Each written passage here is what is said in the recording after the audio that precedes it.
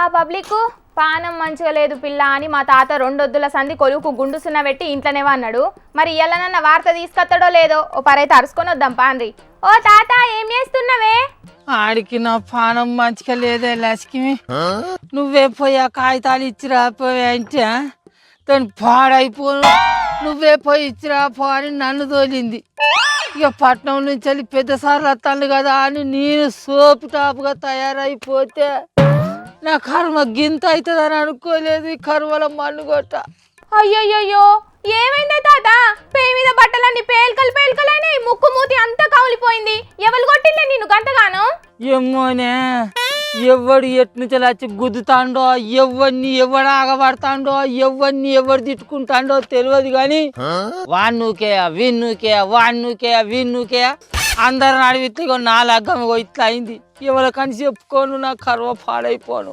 ఇంతకు ఎవరు నూకేసుకున్నారు? వాళ్ళ నడిమిట్లకు నువ్వెందుకు పోయినావు? అసలు వాళ్ళు నిన్నెందుకు కొట్టిండ్లు? ముచ్చడేందో నాకు చక్కగా అర్థమయ్యేటట్టు చెప్పరా అదే తాత. అన్ని తలా తోకలేని కథలు పడతాంటావు. అయ్యా నువ్వింత ఇసుక చెడబడితేవేమి? నిన్న మా ఊళ్ళో గ్రామ సభ జరగలేదా అనే, అందుకే నాకు ఇంద్రమ్మ ఇల్లు కావాలి సారు అని అక్కడ వచ్చిన అధికారులకు ఈ కాగితం ఇచ్చేటందుకు అని పోయినా. అవి అక్కడ అయినా మైల పోయిలేవి.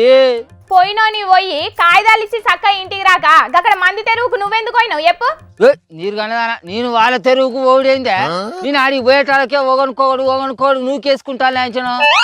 చింత కింది కుమారి గాని కొడుకు శ్రీకాంత్ గారిని ఎవరో గల్లబచ్చి నూకెత్తాడు. అరే గా పులగాని ఎందుకు నూకెత్తాను రా వారి, ఎందుకురా ఈ పంచాయతీలు అడ్డమైనాయి అని నేనంటే, అంటే నువ్వు కారు పార్టీలకు సపోర్ట్ చేస్తానవా ముసలోడా అన్నాడా, వంగబెట్టి 4 గుద్దిండా ఇరుగా నూకేసిండు వాడేవాడ. అరే వీడు ఎట్లా ఉన్నాడు అనుకొని, అరే పులగా నువ్వు గాల తెరువుకి ఎందుకు పోతానవరా, ఎందుకురా ఈ రాజకీయాలని నేను ఈ పులగాన్ని అంటే నీకు ఇంద్రమ్మ ఇల్లు రావాలని నువ్వు చేయి పార్టీలకు బాగా సపోర్ట్ చేసుకుంటావా మాట్లాడుతానవా ముసలోడా అన్నాడా, వీడు దవడం 4 బీకిరుగా నూకేసింది అంచను. ఇంకేంది, వాళ్ళు వీక వీళ్ళు వీక నడమ నీ ఒళ్ళంతా చింతపండు అయింది అంతేనా? సరే గాడ తన్నులు తింటే తింటివి గాని మరి గా కాగితాలు రాస్తున్నావు ఎందుకు, ఎవలకు అది చెప్పరాదు? మన ముఖ్యమంత్రి రేవంత్ సార్కు ఊళ్ళో పోయి అప్లికేషన్ల కాగితాల పంచాయతీలని మోపు చేసి ఆయన ఏమో దేశాలు పట్టుకొని తిరిగి ఇవ్వాలని వచ్చినట్టుగా ఇంటికి. అందుకే ఎక్కడెక్కడ ఊళ్ళో వేసొంచి పంచాయతీలు అయినాయి అనేది కాగితాలలో రాసుకొని వచ్చిన, ఇవి పట్టుకపోయి సార్కి ఇద్దామని వచ్చిన. ముఖ్యమంత్రి సారుకు నువ్వు కాగితాలలో రాసి ఇయ్యాలి నానే? సోషల్ మీడియాలో ఏం జరుగుతుంది, తెలంగాణలో ఏం నడుస్తుంది అనేది చూస్తలేడా? మరి అసలు ఈ ఇగురం ఈకలేని పనులు ఎందుకు చేయాలి పిల్ల? ఒక ఆఫీసర్ అమ్మేమో ఇగో ఈ లిస్టులో పేర్లు వచ్చినాయి అని అంటే రేషన్ కార్డు అట్లా వచ్చినట్టు కాదు. ఒకవేళ ఈ లిస్టులో పేరు రాలేదంటే వాళ్ళకు రేషన్ కార్డు అట్లు రావన్నట్టు కూడా కాదు అని చెప్తాడు. ఇక ఇంకో ఎమ్మెల్యే సార్ ఏమో అరే ఈ లిస్టులో పేర్లు రాగానే వాళ్ళందరికీ రేషన్ కార్డు అట్లా వచ్చినట్టు అని మీరు ఎందుకు అనుకుంటాను, ఇది పరిశీలించుడు మాత్రమే అని చెప్పవచ్చే.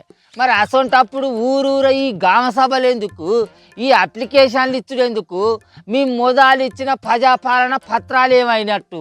ఏమోనే, ఊరూర వాడవాడన గిదే చర్చ జరుగుతున్నది. గ్రామ సభల కాడిపోయిన ఆఫీసర్లను జనాలు కూడా గిట్లనే నిలదీసి అడుగుతున్నారు. గిట్ల అయితే సర్కారు మీద జనాలకు ఎట్లా నమ్మిక కుదురుతుంది? వాళ్ళకు అందాల్సిన పథకాలు ఎట్లా సక్రమంగా అందుతాయి చెప్పు?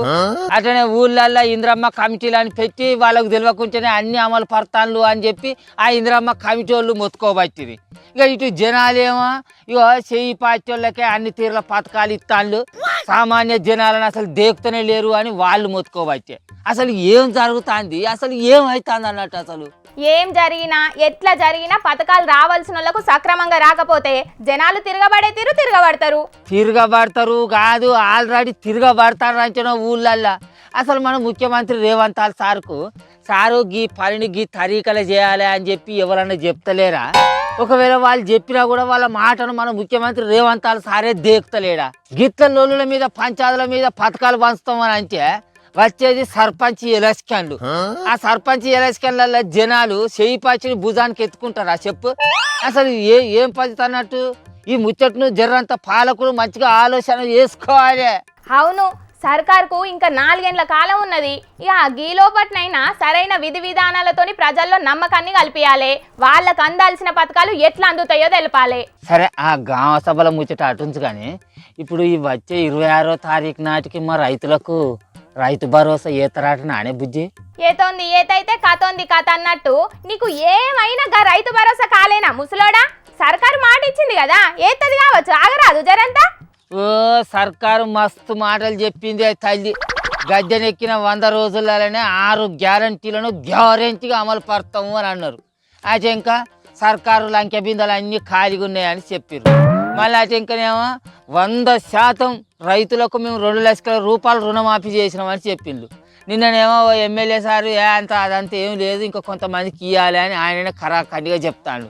ఇక ఈ రైతు భరోసానేమో మొన్న సంక్రాంతి పండుగకి ఎత్తామన్నారా, ఇక ఇప్పుడు అట్లనో ఇతనో చేసి మళ్ళా జెండా వందనం రోజు నాటికి ఎత్తామని చెప్పబట్టింది. మరి అదైనా గ్యారెంటీగా చేస్తారో లేకపోతే రేపు మాపు అన్నట్టు హనుమంతుని పెళ్లి లెక్కనే చేస్తారో చూడాలి మరి.